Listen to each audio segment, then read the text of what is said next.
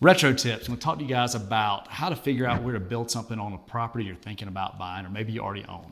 So I'll give you the quick scenario. I have a client looking at a house and they're trying to determine could they build a detached carport next to the house. So first thing you want to do, any good real estate agent is going to help you out with this, but should be able to find the survey on the property if there's one that's been recorded at the courthouse or one's been performed. So if there's not a survey, it makes it a lot tougher to do this. But let's just assume that there's a survey that's been recorded as there was in this case, and I printed the survey and show it on the other camera. So we printed it out, and this is the whole thing is blown up really kind of small scale. So what we ended up doing is I blew this up, made 2 copies of it. So you can kind of tell, one thing I want to point out is look at this scale right here. See how the size of it is there and the size of it is here. This is an enlarged version, right? And I already did some drawing on this. So I'm gonna flip this around to orient us how we are basically, the house is here, this is the road, we're looking at the front of it. They wanted to see, was there room to put a carport there? I made 2 copies of this. I took one of them, used some scissors and cut out the scale. This is really important. Yeah, you waste a little paper, but this is magic how this works. When you take the scale, you cut it out, see it's the exact same one. Well, I have it upside down, but there it is. Exact same scale is what that is. All right. Now I can use it on here instead of, or you can cut the one out from on here. I just like to leave one on here for reference. So I've got my scale. Now before I use this scale, I need to figure out, well, what kind of zoning do we have? What are the setbacks? This is weird with this camera above me. I'm keep looking up at it. But yeah, so I went to the city's website. Now this property is located in the city, and I wanted to find out what their setbacks were. First, I looked at the zoning map to determine what the zoning was. In this instance, this is the city of Carrollton in Georgia. It was R15 zoning, which means you have a minimum right-of-way setback, and then you have minimum setbacks from property lines. So R15 zoning, and I also determined it was at a major street, a collector street, or an other street. I thought there was an other street, and I did confirm. I actually reached out to the zoning administrator for the city and confirmed all of this, which is what you should always do. Don't just assume because you look it up online that you're right.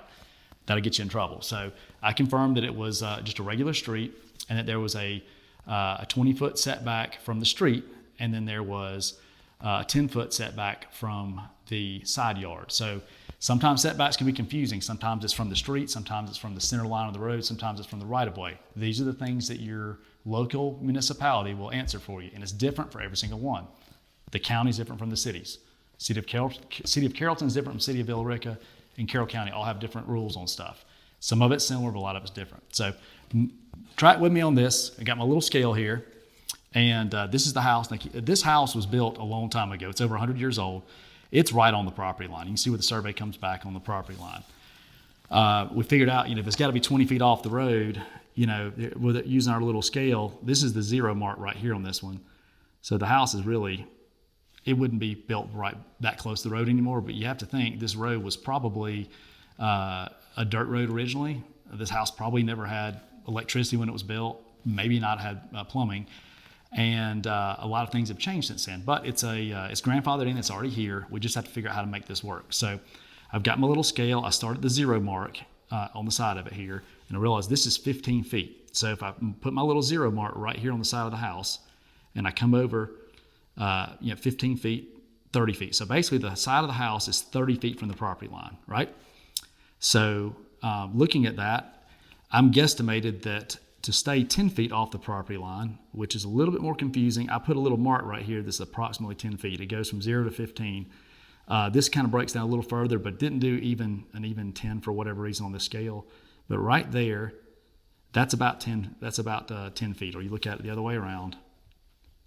If I put it on 0, that's where my little mark was. That's 10. That's 15. This is pretty close. So I know that there's room because we got 30 feet from the house. So I come over 10 feet, and then I know it's right off the house there. And then I also figured out that there was enough room putting it on the 0. I just went ahead and, since it's a 0 to 15 and 30, I just drew a little box going back to 30. So there's enough room to put an 18 by 30 carport here with keeping with the zoning. But I found out even further when I talked to the zoning administrator that in the city with this zoning, they confirmed everything for me. It was actually a little bit better than that. We could come 10 feet off the house and be 5 foot from the property line if it was a detached structure, meaning that it's a standalone carport. So even though you think you have it all here, sometimes there's other things that come into play. Also, always be aware of things like, is it in a historical district or things like that? What if there's a certain tree that's got to be moved? There's a lot of moving parts when it comes to zoning and figuring out surveys of what you can do, but at least this gave me a good idea that it was worth making a phone call to ask, because I used my little measure tool, I did a little bit of research and homework, and figured it out. There's a website called Municode that you could also go to. It's supposed to have the zoning for every municipality everywhere. I just knew that I could go straight to the city's website and find it because I'm familiar with that site. So hope this was helpful. If you want to subscribe to our local postcard, we send out every quarter, whether you're local or anywhere in the country. We're happy to send it to you. Send them out once a quarter. It's 5 seconds of fun before you recycle it. But yeah, it's got our whole team on here. We always have some fun social media stuff. So definitely, if you're seeing this on whatever platform, we're on TikTok, we're on Facebook, Instagram, and YouTube. So check us out, give us a follow or a like, and we'll have more great content coming your way. You might even see some fun fishing videos. Thanks a lot.